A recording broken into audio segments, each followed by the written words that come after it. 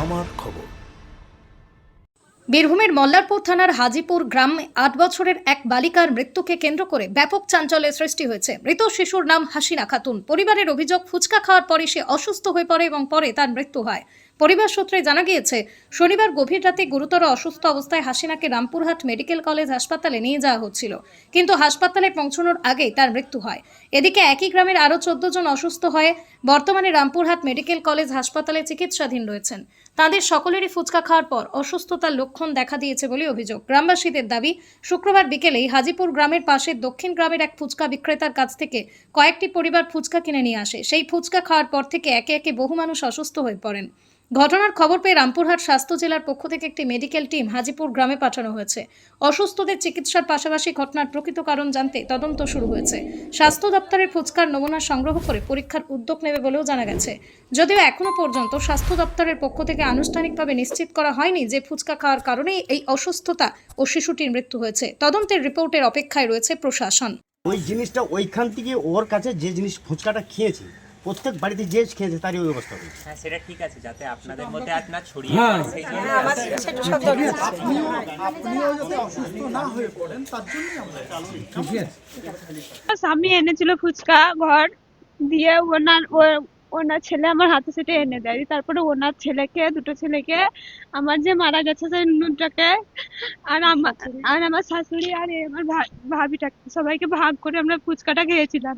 খাওয়ার পর ভোর থেকে, মানে রাত থেকে পেটে ব্যথা, তারপরে ভোরে সবাইকে নিয়ে এসে আমাকে নিয়ে এলো, প্রথম হাসপাতালে ভর্তি করলো। তারপর ওরা সব মল্লারপুর গিয়েছিল, হাসপাতাল ভর্তি হয়েছিল।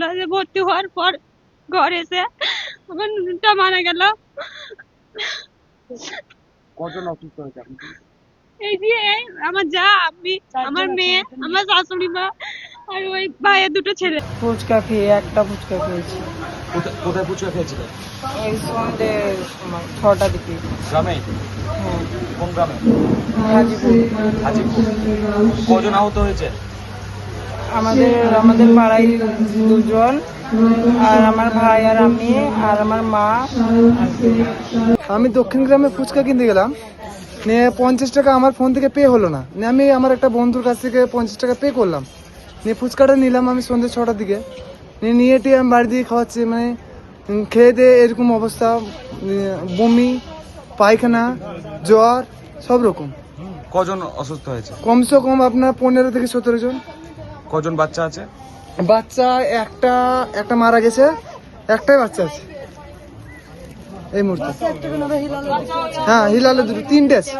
গত পরশু সন্ধ্যের দিকে দক্ষিণ গ্রামের একটা স্টল থেকে ফুচকা আনে, গোটা 50 টাকা ফুচকা একটা পরিবার আনে। তো পরিবারের সকলেই খায়, সকলে খেয়ে বমি পায়খানা হয়ে যায়। পরে একটা ডেট হয়ে গেছে, আর সবকটা হসপিটালে ভর্তি আছে, রামপুরহাট মহকুমা হসপিটালে।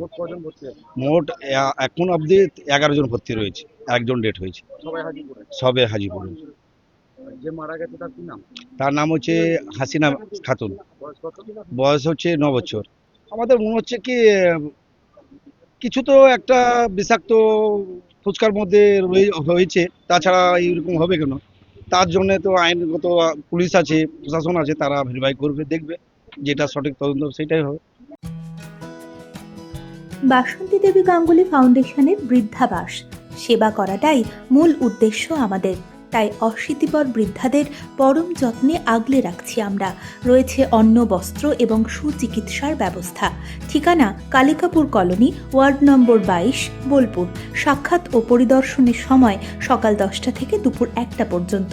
বিস্তারিত জানতে 7063472820 এই নম্বরে যোগাযোগ করুন। দেখতে চোখ রাখুন আমাদের ফেসবুক ও ইউটিউব চ্যানেলে।